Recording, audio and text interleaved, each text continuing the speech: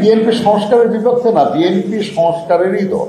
আমরা সবাই চাই, ভালো চাই, আরো ভালো চাই, আরো ভালো চাই, কিন্তু খুব বেশি ভালো করার জন্য যেন আমরা এত সময় না নিই, যাতে মানুষের পরিবর্তনের যে আকাঙ্ক্ষা সেটা স্থিমিত হয়ে যায়।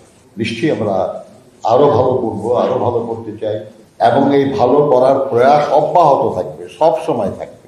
সংস্কার একটা সদা চলমান অনিবার্য প্রক্রিয়া, হতেই হবে। আমি যখন একা আমার ঘরে থাকি তখন সে ঘরের যে সেটআপ, আমি যখন বিয়ে করি তখন সেটা বদলে যাবে। আমার যখন সন্তান হবে তখন সেটা আবার বদলে যাবে, আর একটা সন্তান হলে আরো বদলে যাবে, তাদের বয়স যখন বাড়বে তখন আবার বদলে যাবে।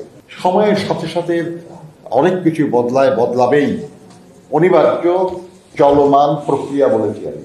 আমরা বিএনপির পক্ষ থেকে সালাউদ্দিন সাহেবের নেতৃত্বে সবাই, আমাদের এখানে যারা সহকর্মীরা আছেন সবাই কঠোর পরিশ্রম করেছেন। আমাদের বারবার স্ট্যান্ডিং কমিটি মিটিং হয়েছে, আমাদের ভারপ্রাপ্ত চেয়ারম্যান নিজে উপস্থিত থেকেছেন, বিস্তারিত আলোচনা করেছি আমরা, এবং তারই আলোকে আজকে আমাদের সহকর্মীরা এই নিয়ে কথা বলবেন।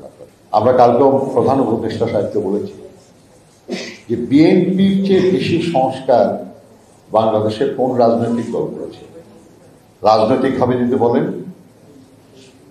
গণতন্ত্র পুনঃপ্রতিষ্ঠা তো বিএনপি করেছে, বহুদলীয় গণতন্ত্র তো বিএনপি পুনঃপ্রতিষ্ঠা করেছে, সংসদীয় গণতান্ত্রিক ব্যবস্থা তো বিএনপি পুনঃপ্রতিষ্ঠা করেছে, তত্ত্বাবধায়ক শাসন ব্যবস্থা তো বিএনপি করেছে।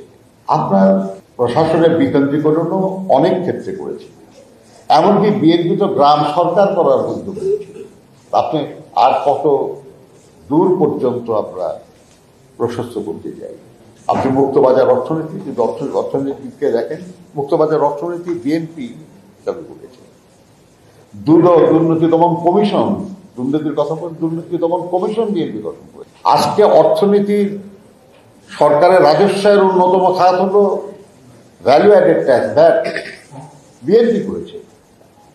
আজকে বাংলাদেশের অর্থনীতির মূল স্তম্ভ তৈরি পোশাক শিল্প বিএনপির হাতে আসে, কৃষি উন্নয়ন বিএনপির হাতে, প্রবাসী কর্মসংস্থান বিএনপির হাত ধরে। এরকম অসংখ্য দৃষ্টান্ত আমরা দিতে পারি, পল্লী বিদ্যুতায়ন থেকে শুরু করে সমবায়ের উন্নয়ন, কুটির শিল্প এবং ক্ষুদ্র শিল্প প্রতিষ্ঠান। কাজে বিএনপি সংস্কারের বিপক্ষে না, বিএনপি সংস্কারেরই দল।